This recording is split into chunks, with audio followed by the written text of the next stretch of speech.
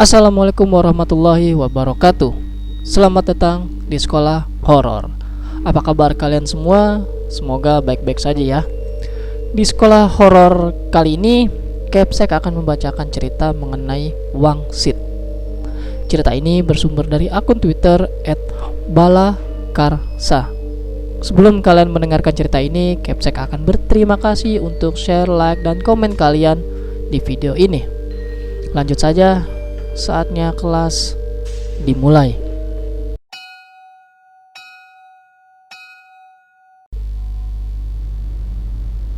Perkenalkan, namaku Sasa.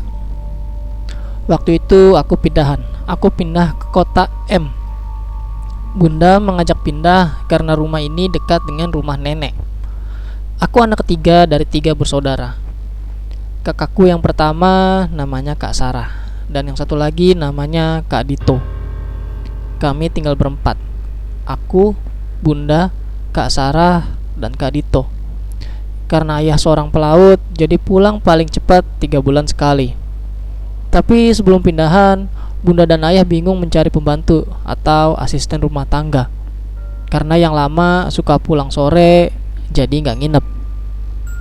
Hingga akhirnya Bunda menemukan pembantu baru.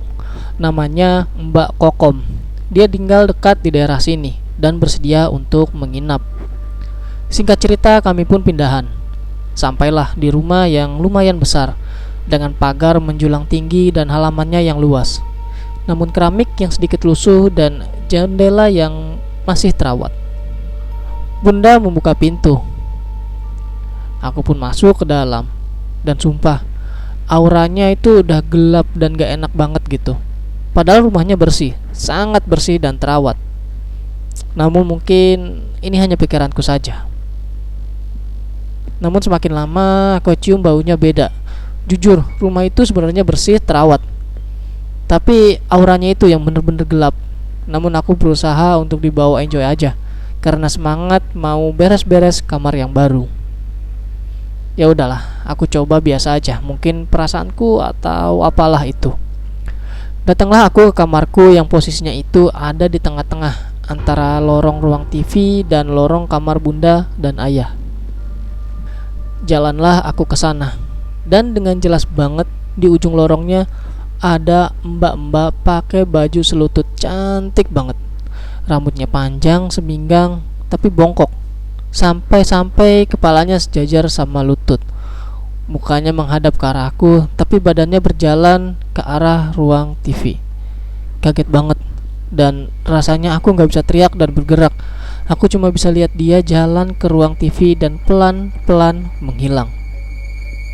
Waktu itu aku masih umur 7 tahun, aku gak tahu apa itu. Yang aku lihat ya mbak cantik dengan rambut sepanjang sebahunya. Setelah hilang, aku lari sambil nangis ke Bunda, dan kelihatan Bunda juga kayak kaget gitu. Bunda meluk aku dan bilang, "Sa, kamu mungkin kurang tidur." Tiba-tiba Bunda ngomong gitu, seolah-olah udah tahu apa yang aku omongin dan apa yang aku lihat. Aku langsung diem karena campur takut juga. Terus mungkin karena aku masih kecil, jadi gampang lupa sama hal-hal yang kayak gitu. Malamnya aku tidur di kamarku dan di kamar Kak Dito. Jadi kamar kita barengan tapi beda kasur. Jam 12 waktu kita selesai beres-beres. Kita berdua tidur dan kita dibiasain sama Bunda kalau mau tidur itu harus minum terus pipis. Aku minum sambil nunggu Kak Dito pipis. Aku duduk di meja makan yang di atas mejanya itu kaca. Pas aku minum, aku dengar kuku yang mukul-mukul di atas meja pakai nada. Aku pikir itu Kak Dito, jadi aku ketawa-ketawa aja. Pas aku tengok, ternyata Kak Dito baru keluar dari toilet. Dari situ aku udah mulai mikir gak mau di sana. Aku gak nyaman dan merasa takut. Besokannya aku bilang ke Bunda saat Bunda mau berangkat kerja. Ceritaku sedikit pun tak dihiraukan sama Bunda. Aku kesel. Dan pada saat aku kesel, di atas tangga aku lihat lagi mbak-mbak itu duduk sambil ngeliatin aku dan tertawa. Dia nutupin mulutnya gitu pas ketawa. Aku jerit-jerit ke Bunda dan bilang ada mbak itu. Bunda cuma nenangin aku dan nyuruh Mbak Kokom buat lanjutin nenangin aku. Seperti kemarin, Mbak-mbak tuh hilang. Tapi ini beda. Dia langsung hilang pas Mbak Kokom juga ngelihat dia. Mbak itu langsung nunduk dan hilang, cepet banget. Dari situ aku sadar, oh, Mbak itu takut sama Mbak Kokom. Jadi aku berpikir nanti kalau kemana-mana mau diantar Mbak Kokom aja. Dan nyatanya setelah aku minta antar Mbak Kokom kemana-mana, Mbak itu justru selalu ada di belakang Mbak Kokom. Dia selalu nunduk kalau di belakang Mbak Kokom. Dia berjalan membungkuk di belakang Mbak Kokom dengan rambutnya yang panjang selutut. Dia selalu menunduk dan gak berani menunjukkan wajahnya. Malamnya bundaku gak di rumah, soalnya ada piket. By the way, bundaku bidan, jadi suka ada piket malamnya di puskesmas.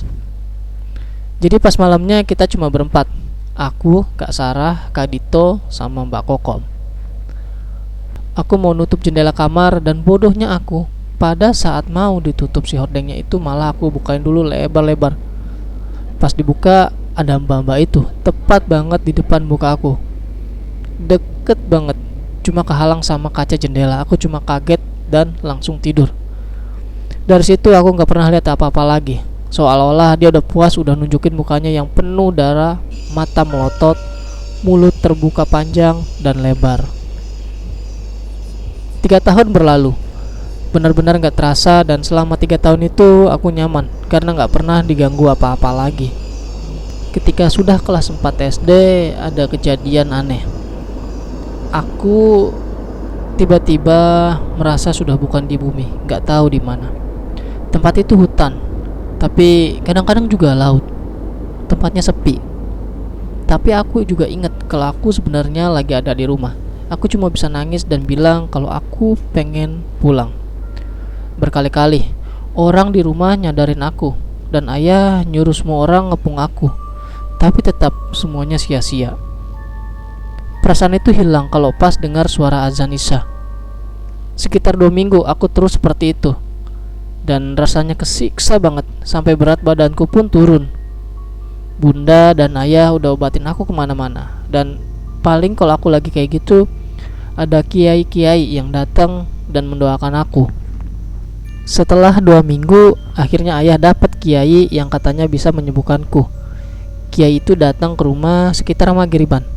Pas banget pas lagi kesiksa-siksanya.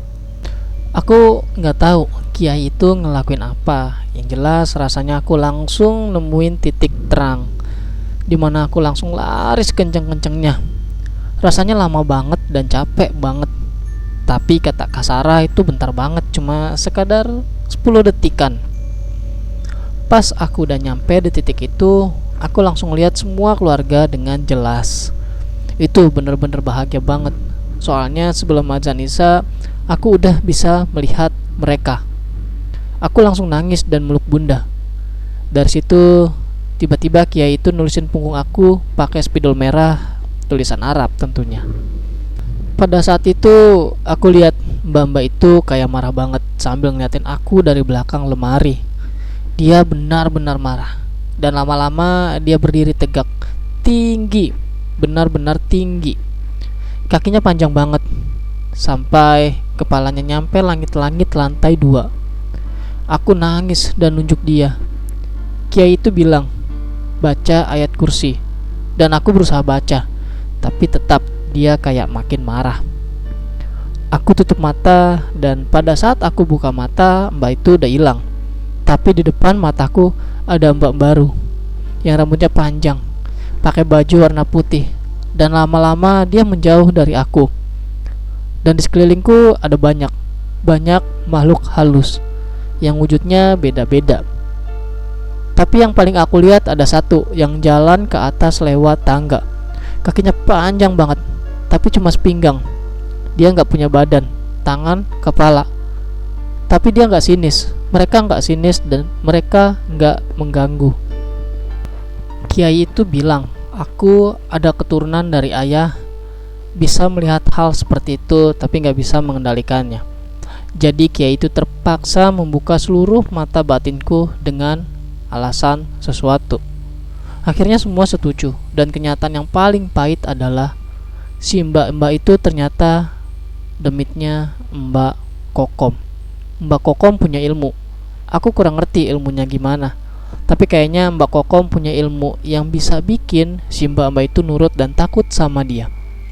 Kata kiai itu Mbak Kokom suka nyuruh dia ngambil emas gitu. Dan kenapa di bawah tangga?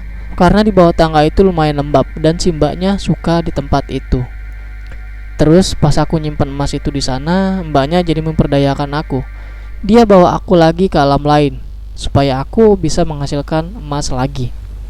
Semua nggak nyangka ternyata Mbak Kokom punya ilmu yang namanya wangsit yang bisa mengendalikan mbak-mbak itu. Dari situ bunda dan ayah males mencari masalah sama Mbak Kokom. Jadi ayah nyuruh buat kita pindah rumah dan mutusin kalau Mbak Kokom biar nggak usah ikut dengan alasan jauh tempatnya. Mbak Kokom menerima dan kayaknya dia tahu kalau kita tahu dia itu yang punya si demit itu. Tapi dia kayak menghargai kita karena kita nggak banyak ngomong dan menghargai dia pula. Aku langsung rebahan di depan TV dan aku dengar suara mandi di toilet.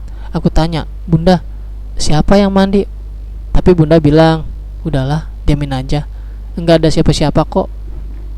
Pas bunda bilang begitu, aku langsung lihat ada yang keluar dari toilet pakai handuk doang. Dan itu nenek-nenek. Tapi nenek-nenek itu bilang buat kita jangan lama-lama di sini. Dan ayah pun katanya lihat. Langsunglah kita balik lagi ke rumah kita yang dulu, yang tentram, gak ada gangguan apapun. Pas aku datang ke rumah lama, tiba-tiba semuanya berubah. Semua makhluk itu muncul, kelihatan semuanya.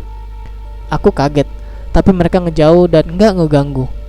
Aku belajar adaptasi sama ayah, mulai dari bawa sholawat tiap tengah malam.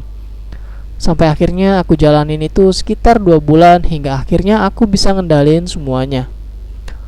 Pada usiaku yang ke-13 udah mulai bisa komunikasi sama mereka. Ada yang baik dan malah banyak. Dan akhirnya baru-baru ini aku udah mulai bisa bantuin orang ketempelan. Walaupun gak seberapa ya tapi bisa membantu. Itu mungkin ceritaku, tapi itu benarlah ceritaku.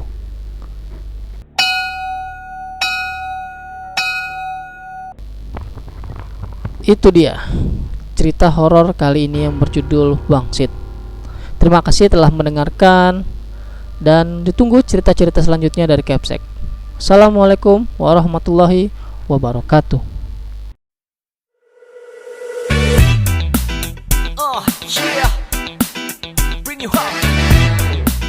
Yeah, come on.